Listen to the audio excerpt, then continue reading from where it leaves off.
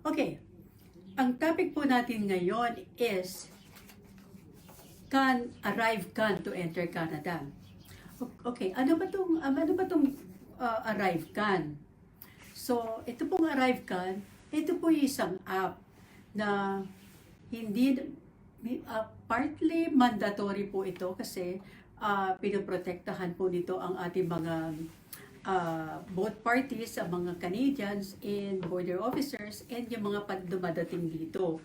Parang electronic po ito. Ano ba ito? Ang purpose nito, sabi ganon, keeping Canadians safe. All travelers are required to provide contact and quarantine information upon and after entry to Canada.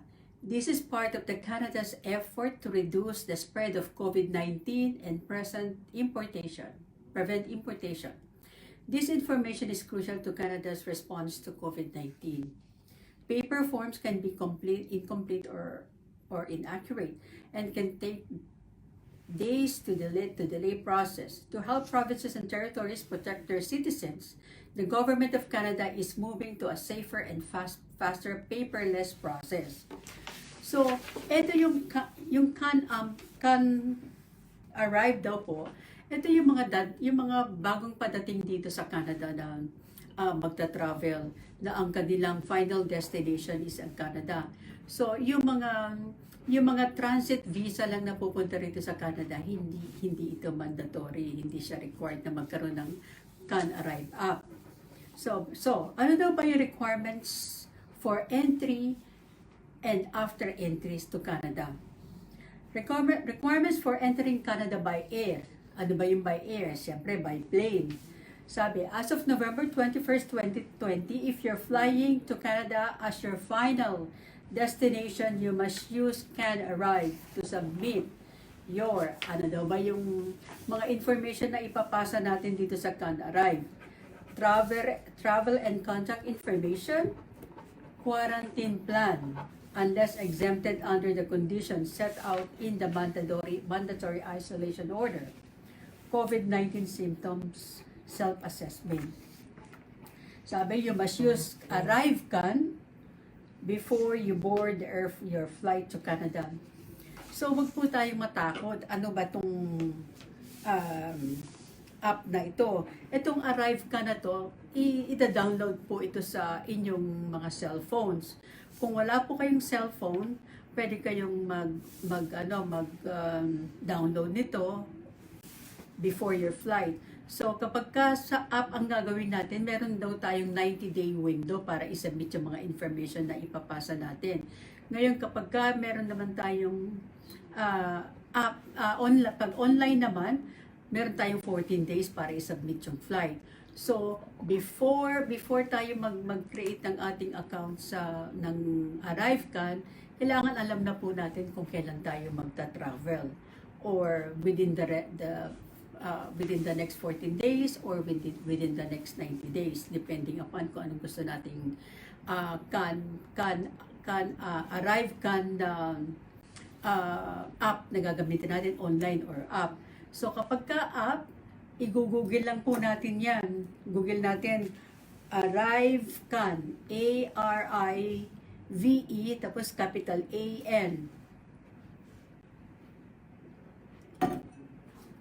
Now, sabi ganun, once you submit the information to ArriveCAN, a receipt will be displayed. Meron daw parang confirmation code na nagpasa na kayo ng inyong information, quarantine plan, mga family members, kung sino mga kasama nyo, bibigyan kayo ng code. Yung code na yun, kailangan i-screenshot nyo kung wala man if you're traveling without an app, you have to screenshot, tapos ipapakita yun sa border service, Canadian Border Service, sa port of entry, sa sa airport, or kung by land sa border officers dun sa border, or by sea, whatever. So this CAN app could be used if you're traveling by air, by land, or by sea. Sabi ko na, if you don't travel with a smartphone, you could sign online. So sa online din makikita makikita niyo rin pag pinasa niyo na inyong information, and then i-save niyo na lang or i-print niyo yung receipt para makita nila. Kasi yung receipt na yan kapag ka-in-scan nila, makikita nila lahat yung mga information na in-enter niyo. This is for COVID protection ng bawat isa, ng border officer, para hindi masyadong mahaba ang contact, and sa inyo din na traveler. Okay? Paano pag ginagamit itong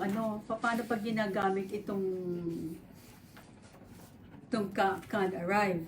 So, ang first step na gagawin, di magda-download ka or mag-sign up ka online. So, ito yung mga karaniwang questions na tinatanong.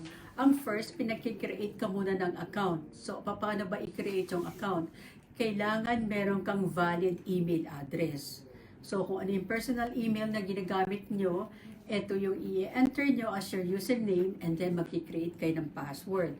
So, pag nakapag-create kayo ng username and password, bibigyan kayo dyan ng confirmation on your email na ipinasa, and then i-enter nyo yan para ma-validate ang inyong registration. So, once na-validate yung registration, you could log in na with your new created username and password. So, ano ba yung mga tinatanong dito sa ArriveCAN? Ang unang tinatanong, sabing ganon, is your travel exempt? So, kung ang travel mo is exempt, i-click mo yung yes. If your travel exempt is no, i-click mo yung no. Ano ba yung mga drop down boxes or yung mga i-click mo kapag nag-say ka ng yes? So pag nag-click ka ng yes, ang makikita mo doon na napipiliin mo, please indicate the type of exempt travel you are performing on this trip. Sabi ganon, cross-border services, essential services, medical support services, trade or transport services. Yan is kapag ka-exempt ka dahil essential ka. Now, kapag ka hindi ka naman exempt, ano ang mga pagpipilian? Kasi tatanungin, meron mga circle doon na i-click ka. Sabi ka what is the purpose of your travel? Required daw. If it's family reunification, na magre-reunite ka dun sa mga family members mo dito sa Canada, sa spouse, sa children, sa parents, or sa extended family members, lalagay natin family reunification. Kapag worker ka, click mo yung temporary foreign worker. Kapag international student ka, i-click mo yung study. And then, study ArriveCAN border student, i-click mo yun. So, once na-click mo na yun, kung ano man yung purpose ng travel mo, then you go to next. So, pag-click nyo naman next, sasabihin nun, you will have to enter your airline flight mo, kung halimbawa yung PAL, ang abbreviation niyan, PR, ibig sabihin Philippine Airlines. So, ilalagay mo yung mga may asterisk na question, kailangan yun masagot natin lahat yan. So, yung airlines natin, kung Cathay, kung PAL, or Air Canada, ilalagay natin, and then ilalagay din natin yung flight number. So with this, kailangan identify na natin yung ating itinerary at kung ano yung sasakyan natin, kung merong connection flight or merong direct flight. So once na-enter na natin yung flight information, then we click next. Now, kung meron kang kasama na traveler, let's say may mga anak ka, so meron magtatanong sa'yo doon, add traveler, sabi. So, pag nag-add ka ng traveler, you have a maximum of 8 travelers na pwede mong i-add. So, same thing, i-enter nyo yung document type, kung passport o PR card, kung ano man yung gagamitin yung travel document. Then, country of issue, kung saan in-issue yung travel document nyo. Yung document number, it's usually your passport number. Tapos yung last name ng traveler, first name, middle name or initial, and date of birth. And then, pag na-enter nyo na yan, we click next. Marami kasi nagtatanong ng mga na-approve na mga clients, paano daw ba paano daw ba mag-create ng ArriveCAN. Sabi ko, okay, i-discuss today yan. Alright, pag clinic natin yung next na, pag na-enter na natin lahat yung mga travelers, then, it will lead us to traveler's summary. So, kapag i-click na yung next, makikita yung travel summary nun, tapos, ililid naman tayo dun sa quarantine plan. So, before you have to have a separate quarantine plan para pag hiningi ng border officer ang mga information, you have a paper to show. It's either a printout or on your cell phone.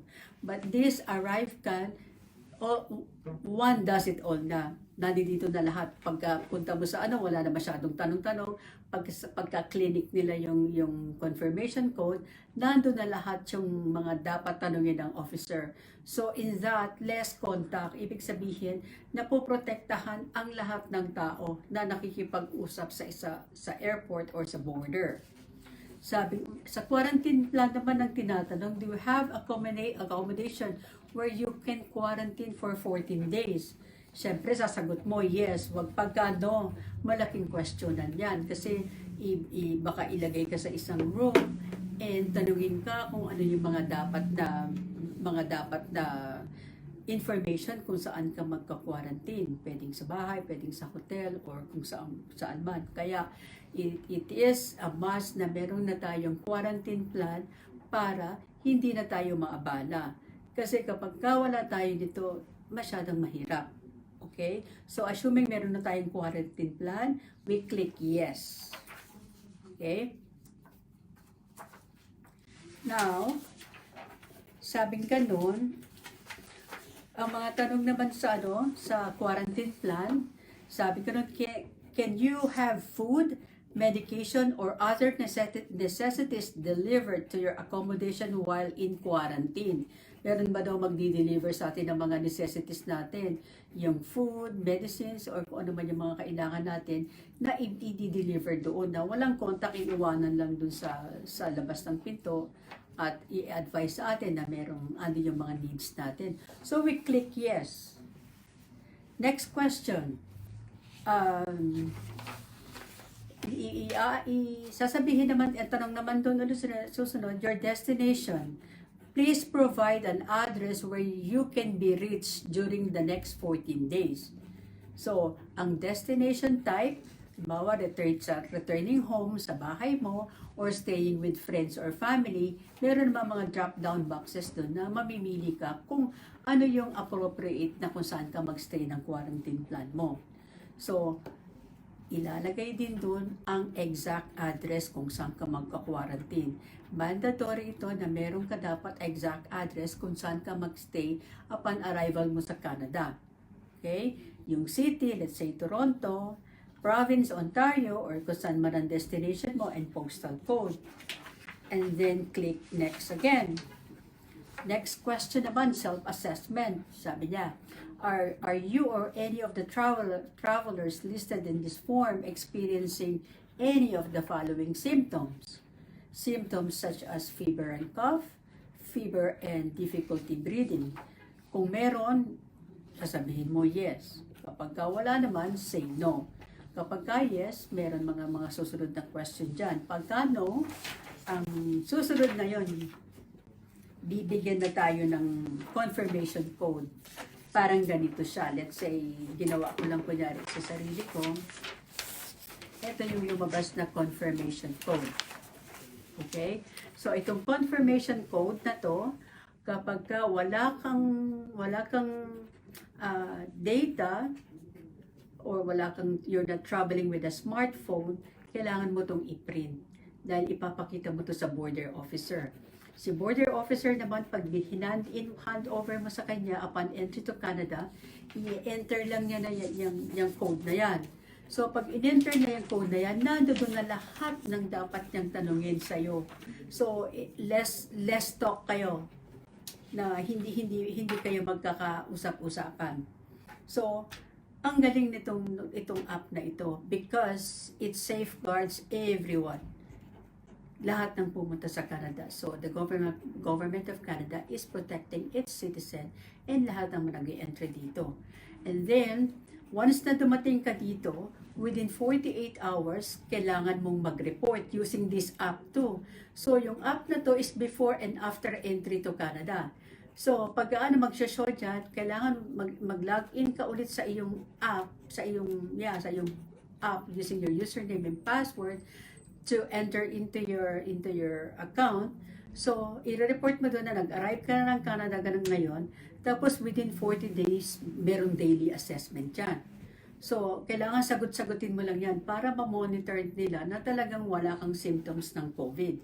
And then, kapag meron kang symptoms of COVID, ilalagay mo lang yun, and you will be provided help by the Public Health of Canada. So, and if ever hindi ka namang nag-use ng ArriveCAN, meron namang helpline na tatawagan ka para makapag-enter ka ng record, makapag-create ka ng account mo. And then, it will take only 5 minutes daw para makuha yung mga information mo by a live agent. And then, they will be contacting you every day or every now and then until matapos yung quarantine period mo. And then, we all know that we have to abide by this quarantine period of 14 days because kapag ka nag-violate tayo dito, there is a fine of $1,000 yata, up to 1,000, warning or $1,000. Kaya, mag-ano lang tayo, mag-follow lang tayo para din to sa ikabubuti ng lahat. Okay, shout out muna tayo sa ating mga viewers. Cheryl Cotate Pajo, Abudi Alazo, Ashlyn Rodsan, Diana Castro Peña, Niri Rose Saavedra, Teresa Gutierrez, Marie Valdez sa Duminao, Irene Cruz, Imelda Tormes, Roger Rivera, Je Ubaldo, Maria Sherry Lacson, Mary Jane Silvana, Geraldine Santos, Joanne Joyce, watching po at Bayview. High Tech. God bless po. God bless you po. Thank you.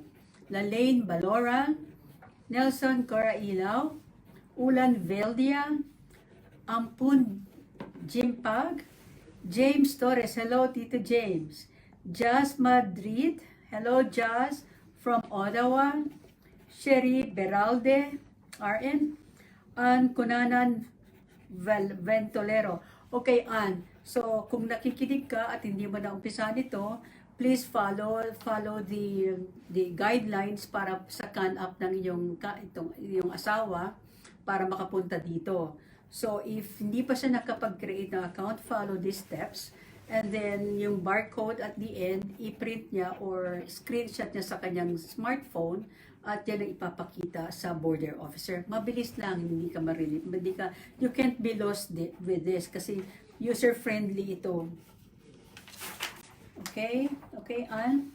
Nancy Pacursa, Carla May, Raven Alhambra, Merit Che, Luz Torres, May Maminger, Leia Mejia, Agunbiyi Dada Esther, Ijas Retmat, Zobia Sheikha, Jamil Gazi, Mukti Sopon, Maria Rasmussen, si sister, Nilam Kana.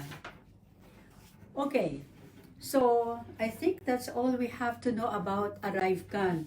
So, itong ArriveCAN na po ito, it is very highly recommended para sa mga travelers, lalo na yung first-time travelers dito sa Canada na under family reunification, workers, student, visitor.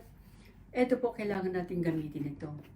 I think yung mga travelers from Canada at papabalik dito, we have to register too. na pag kung kailan ang ano natin, balik natin at pag nandun tayo sa Pilipinas or saan man, meron ding app na ginagamit na wherein you could communicate with the government of Canada and malalaman nila kung if you need help.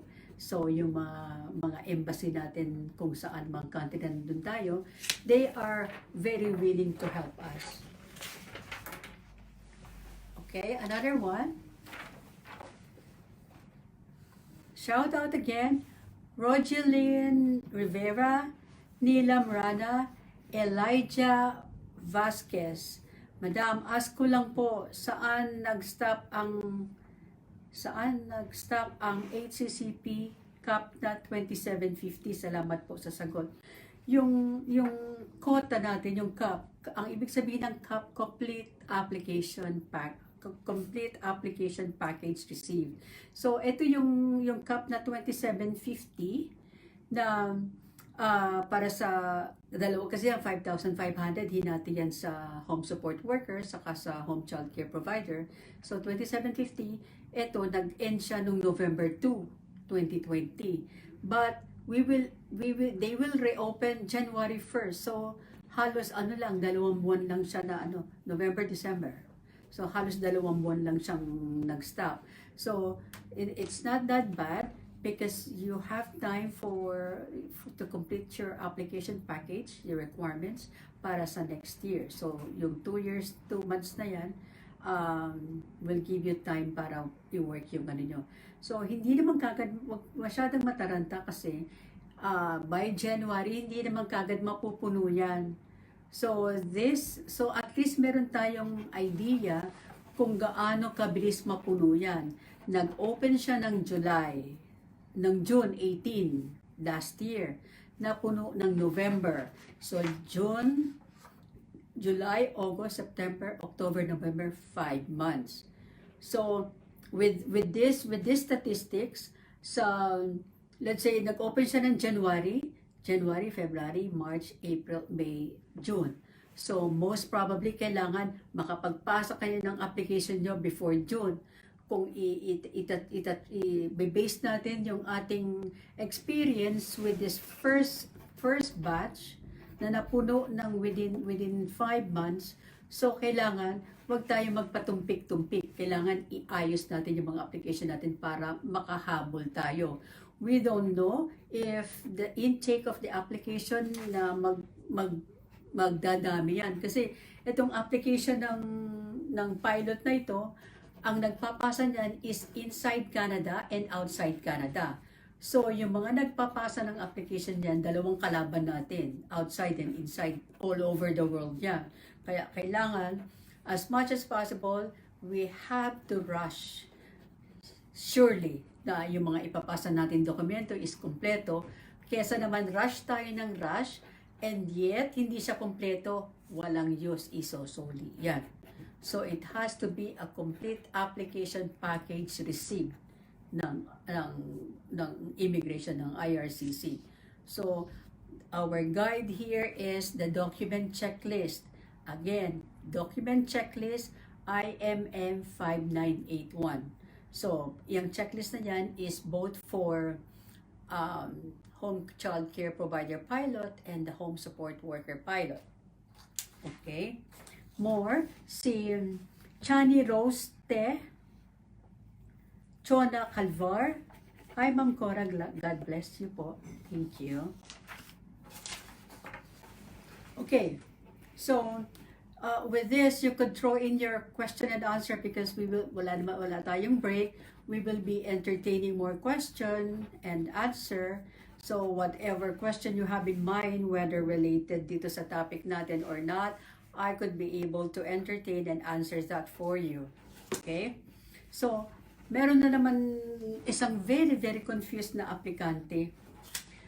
Tungkol dito sa mga, pag-usapan naman natin yung overseas dependents on the application for permanent residence. Sino ba itong mga dependents natin? Siyempre, ito yung asawa, common law, dependent children. Okay, dependent children. Again, let me clear this out to you. Ang dependent children is 21 years of age and below. Pagka 22 years old na yung bata at nag-aaral before age 18, hindi na po tinatanggap yun. Yung sinabing continuous studying, hindi na po applicable yan. Ang tinatanggap lang kapag ka age 22, ang dependent natin nito is merong medical condition. Meron siyang kapansanan na hindi pwedeng mabuhay na walang suporta ng principal applicant or ng mga magulang niya. So, yan, makakasama natin yan. Tawag dyan, dependent type B. So, dalawa na lang po tayo, A and B. Yung A, 21 and below, B, yung may mga kapansanan. So, ano ba yung conditions ng 21? So, eto, pwedeng hindi siya nag-aaral. Basta wala siyang common law. Basta hindi siya kasal. Kahit may anak siya, let's say nagkaanak siya sa pagkadalaga, yung unwanted pregnancy, nagkaroon siya pero hindi sila nagsama, kinip niya yung baby, naganak siya, then yung apo na yan, makukonsider siya na anak din, nakasama siya na dependent child ang tawag doon. Dependent or dependent child. In short, apo. Okay, may question dito. Teka, shout out pala. Sam Tiongko, Tessie Galasinao, Balilo, watching from Calgary, ma'am. Prito nyo po. Ay, thank you. Thank you, napapangiti naman ako dyan. Hazel, hello Hazel. Pinky Domingo, ang aking si kumare. Ashlyn Rodzan, Nora Pagulayan, Connie Tablatin. Hi Connie, we're just waiting for the documents from the agency sa Pilipinas. Once na nakuha yun, we'll let you know. Okay? Pero na-send na daw. Maribel Garke, Carlito Larita, Juby Ragudo. Thank you guys for watching. So, hindi tayo nagla-live sa ating studio because we are practicing the physical distancing and yung spread ng coronavirus. Kaya po nagla-live na lang po tayo. Hindi na po tayo nag-guest dito as much as possible para hindi po tayo ma-expose kung ano bang mga may dala-dala dyan. Alright? So, let's proceed. So, itong mga batang ito, meron din nagtatanong, sasabihin, ma'am, hindi pa ako nakakapasa ng application ko, tapos magte-turn 21 na next year, let's say January, magte-turn 21 na yung aking panganay. Anong gagawin ko? So, kailangan mo magmadali. Kasi let's say 21 siya January, hindi ka pa nakakapasa ng application. So, the best way to do is religiously i-comply mo yung document checklist, especially yung language test, saka yung credential assessment, kasi napaka-importante niyan. And make sure na pasok tayo dun sa ating credential assessment na 1 year post-secondary.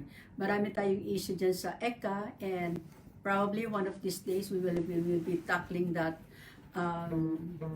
topic because sobrang hirap ng mga dinadanas ng ating caregivers dahil hindi makapasa-pasa dito sa requirements ng 1 year post-secondary. Akala natin okay na siya na naka 1 year post-secondary tayo sa Pilipinas or 2 years or 3 years, tapos hindi undergraduate tayo. Tapos sasabihin dun sa is not comparable to Canadian education. Nakakaiyak. Okay, shout out ulit tayo. Chani Roste, ma'am, pag late registered po ang birth certificate, ano po ang mga gagawin? Usually in the past experience, kapag ang bata is below the age of 18, hinihingan niya ng affidavit of to disinterested person. Ini-execute yan sa lawyer.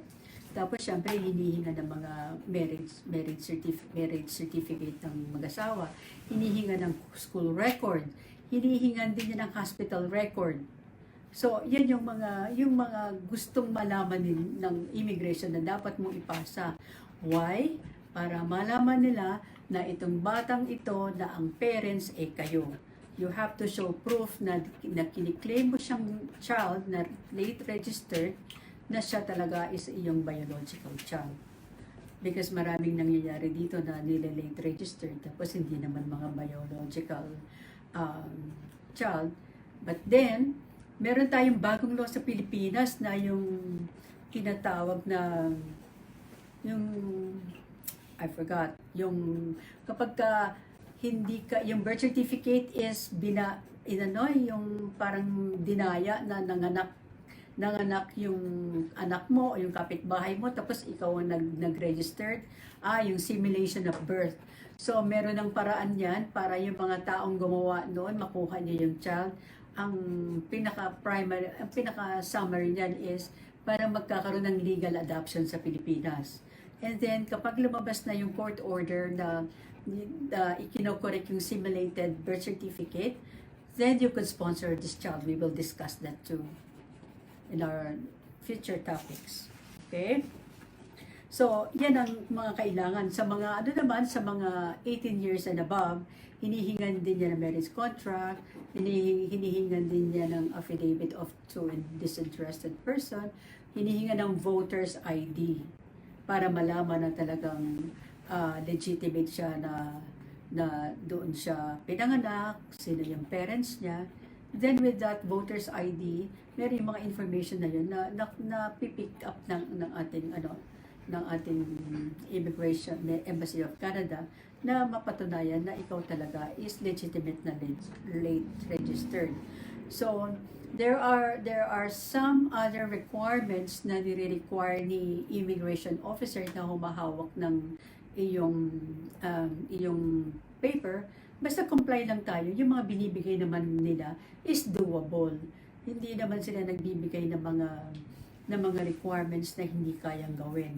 It may take time, but makukuha din natin. All we have to do is just be patient. So, kapag ka ibinigay na natin yan, kaya nga kami, kapag ka meron kami mga aplikante na late registered, beforehand, hinihingi ko na yung mga ganyang requirements para hindi na ma-delay yung processing. Okay? Okay, Chani, I hope I satisfied your question. And if ever you need more clarification, call me. Jersey Bar. Hi ma'am, gusto ko pong lumabas ng Canada. Considering COVID situation, makakabalik din po ba ako after vacation? Oo naman. Kaya lang nga, syempre pagka umalis ka dito, pag pumunta ka sa Pilipinas, you have to undergo quarantine period din. I don't know, nababalitaan ko, mga 2 days na lang yata yung quarantine period. But kung gusto mo talaga, i-anticipate mo na ng yung bakasyon mo, i-add mo na dun yung quarantine period mo para makapag-stay ka ng enough time dun sa family mo. You could go for 1 month, then let's say quarantine days mo, let's say 1 week lang ngayon, di meron ka pang 3 weeks to spend with your family. And then makakabalik ka pa rin dito, provided na wala kang symptoms ng COVID. Kaya kailangan, pag nasa Pilipinas ka, you have to really take precautionary measure na hindi ka dapat mahawa. Dahil pag nahawa ka, pwedeng hindi ka papasukin. Miski meron kang re-entry visa or valid lahat yung work permit mo and everything. So we have to really be very careful pagka umuwi tayo ng Pilipinas. Hindi naman tayo pino-forbid na umuwi eh. Maraming nagsasabi, wag kang umuwi kasi nakakatakot. Nakakatakot na talaga. But then, if you decided na gusto mong umuwi, you have to be responsible enough para sa sarili mo. Dahil pwedeng hindi ka makabalik pag nahawa ka. Okay? And then, alam mo naman natin, pagka dumating tayo ng Canada, pagka-quarantine ka ulit dito ng 14 days. Dito sa atin, mandatory. It's a quarantine days for 14 days. Hindi pa yan binabago.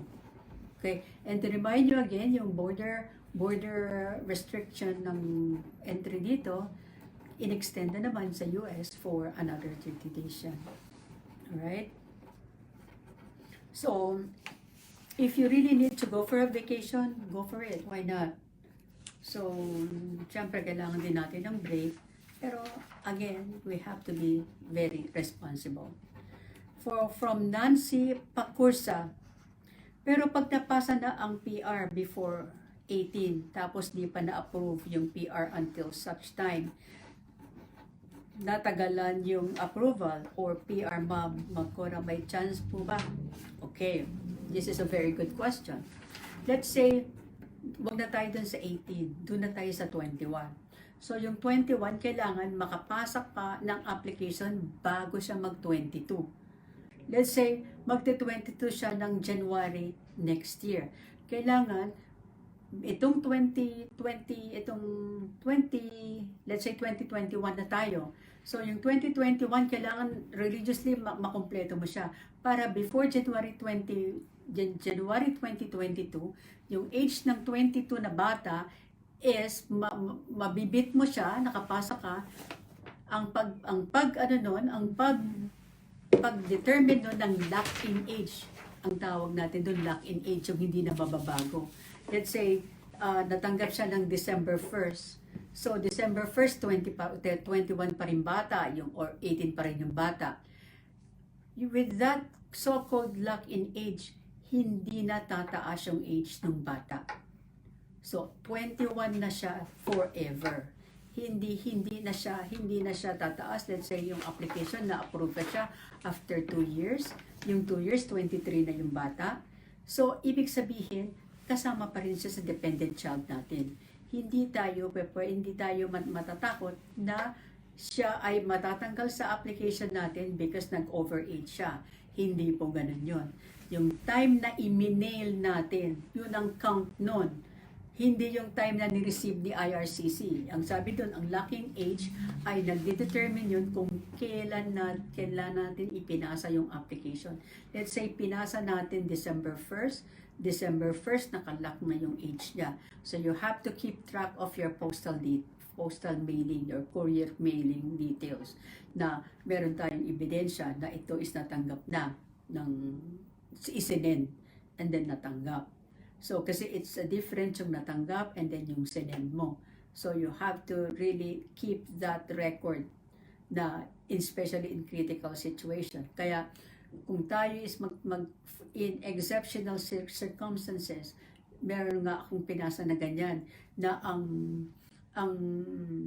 birthday ng bata, 18 pa noon, 18 siya bukas, ngayon ko ipinasa. Ngayon din natanggap. Ang ginawa namin dito, nag-special courier kami ng UPS. So si UPS i-deliver sa Mississauga yung application package. So we mailed it on this day and it was received on the same day. So safe na safe. Tapos yung bata, tuwan-tuwa dahil 18 siya kinabukasan, ngayon na ipasa. 18 siya sa Pilipinas, but then, ang inaano natin dito, nandito sa Canada, dito ipinasa. So, kung kailan date niya, i-mail. Doesn't matter kung kailan siya na-receive o kailan siya nabuksan. Basta kung kailan mo siya i-mail. Yun ang lock-in age ng bata. So, to answer your question, 18 siya forever. Miski matagalan ng 3 years, 4 years ang application, lalo na sa LCP, ang tagal ng processing nun. So, hindi siya mariremove as member ng dependent child. Okay. Next. 2670 na tayo. 2,670 people reach. Okay, kay Maria May Mamay. Ganda naman ito. Mamay. Ma'am, hello po from the Philippines po. What if po pag August na file po ang papers? Nakaabot po kaya at pag nag-submit, matatanggap, makukuha file number? Asking po para sa pinsan ko, nakapasa sa under child support. Nakapasa na under child support. Okay. Hindi masyadong ano to. Nakapasa na under child support. Ano yun? Dependent? Maybe? What if pag August na file po ang papers, anong klaseng papers, po kaya at nag-submit matagal makakuha ng file. Okay. So, let's say August ka nag-file ng application for permanent residence mo. So, matagal ang file number niyan kasi i-assess pa on completeness yan. Let's say, according to the document checklist, na kuha mo lahat yung minimum requirements for processing. So, i-check nila yan. So, lahat ng mga ng kompleto ang mga requirements na ipinasa, inahahanay na yan for processing. So, yung AOR matagal yan. Kasi kung August ka nagpasa lang this year, next year ka pa makakakuha ng ano niyan, ng AOR. Kasi nung nagpasa kami ng July,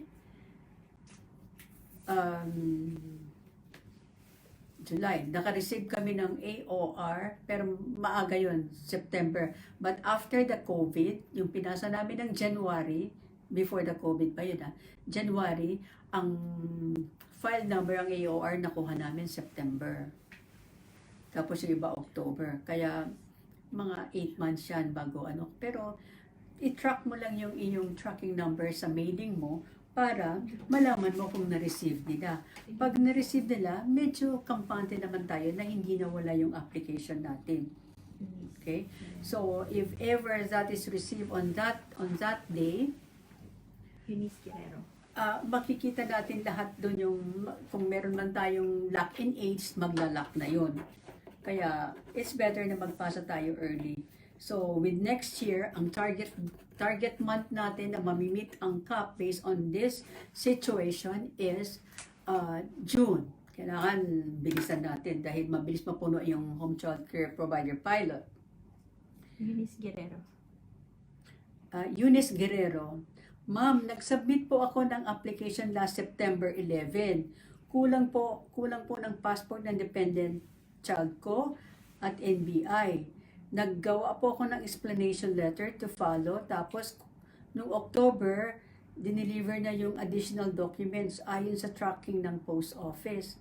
Nagka-problem kaya yung application ganon? Nag-worry lang naman po ako baka yun ay ibalik. Thank you po.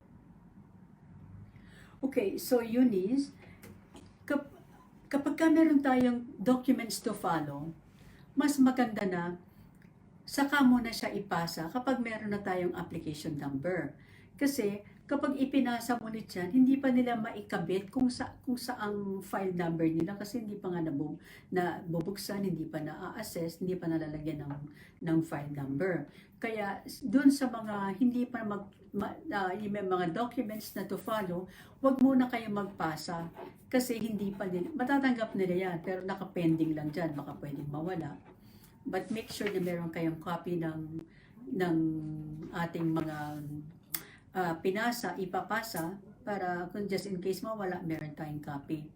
Alright, so again, it's a reminder for those applicants na merong documents to follow, please do not submit it as soon as you get your documents.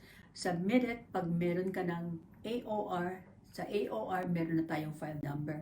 In that, if you submit that, so ilalagyan mo yun ng file number mo, saka ng UCI number mo, then it can't go lost. But for now, you have to hold on to your documents. Okay? Galing kay, ewan ko, Arabic yata itong sulat niya. Hello ma'am, tanong lang po, pwede po ba ako mag-apply bilang caregiver 5 years experience po, pero undergrad sa college? Alam mo kasi kapag undergrad, hindi nila kinoconsider ng 1-year post. Mas mainam pa yung nakatapos ka ng 2-year diploma sa atin ng mga secretarial or midwife. Yun, pasok ng 1-year post-secondary. Pero yung mga undergrad, hindi nila binibigyan yun eh. Okay? Hindi nila binibigyan yun. So, we'll talk about that later on when we do ECA. From Mikey Almenario, hello po Tita Cora. Wow, new segment po ito. Good job. Keep up. Sobrang laking tulong po ito sa mga madaming tao. God bless po. Thank you. Kay Manalos, please, ma'am, do you have any news about HCCPP or HSWPP in English, please? Okay, we'll try.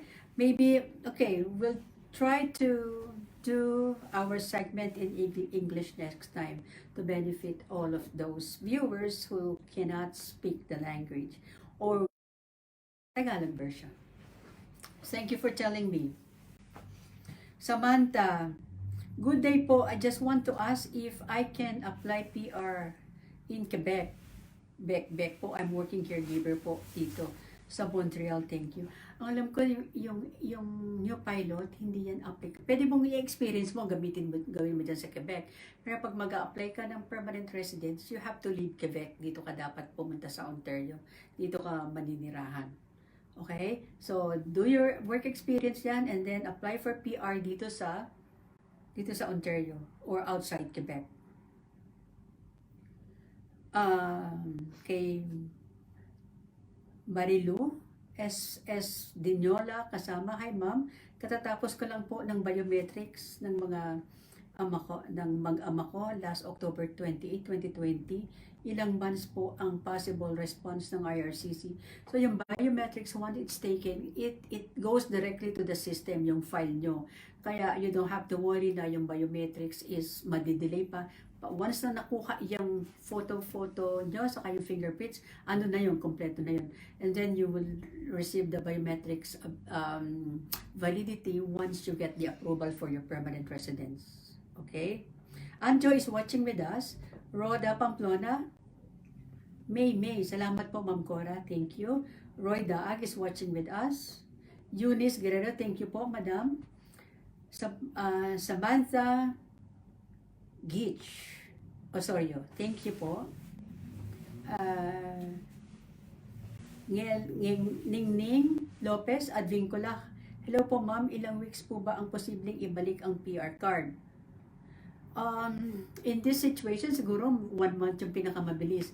But if you need an expedited processing, you have to write to immigration na you need that pagka ganun 2 weeks lang pagka expedited processing. Okay? Manal Oz, thank you, ma'am. You're so kind. So, thank you. And I would like to entertain more questions, but we're running out of time. And until next time, Saturday, 3 to 4 na po tayo ngayon ang live natin dito sa our radio. And then, we will try, due to insistent public demand, they want the live in English. Okay, so we'll try to be in English version next time, and if we could do again a Tagalog version, or see if we could have captions, no love? Okay, hanggang sa muli po nating pagkikita. Ito po si Corazon Ilao, nagpapasalamat po sa inyo sa pagtangkilik sa Immigration and You here at our Radio Toronto. And if you have more questions na talagang napakasimple lang or complicated, feel free to call me anytime. Pwede kayo mag-send sa akin ng text message sa Messenger or sa Fast Track website, or pwede nyo akong sa Viber, sa WhatsApp, or sa Messenger.